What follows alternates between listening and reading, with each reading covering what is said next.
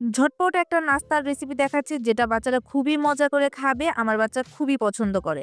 একটা পাত্রে নিয়ে নিচ্ছি সিদ্ধ করা আলু এবং গাজর। সেগুলোকে ম্যাশ করে দিয়ে দিচ্ছি গ্রেট করা মোজারেলা চিজ, লবণ, রসুনের গুঁড়া, অরিগানো আর স্বাদের জন্য সামান্য পরিমাণে গোলমরিচের গুঁড়া।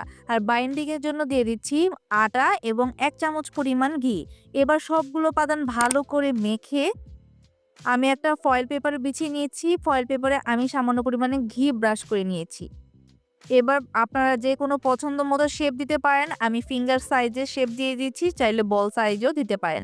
এটা কিন্তু একদম ফুলে গলা, গলা ভাব হয়ে যাবে চিজের জন্য। আমি এটা এয়ার ফ্রায়ারে ২০০ ডিগ্রি সেলসিয়াসে ১০ মিনিটের জন্য করেছি। আপনার চাইলে চুলাতেও করতে পারেন যেমন কেক বেক করেন। এটা বানানো দেখে আমার বাচ্চা এত পাগল হয়ে যাচ্ছিল যে আমাকে ভালোমতো ভিডিওটাও করতে দিচ্ছিল না। তাই সামান্য পরিমাণে আপনাদের দেখিয়ে ওকে তাড়াতাড়ি সার্ভ করে দিলাম। আর দেখতেই পাচ্ছেন আমার বাচ্চা কিন্তু খুবই মজা করে খাচ্ছে।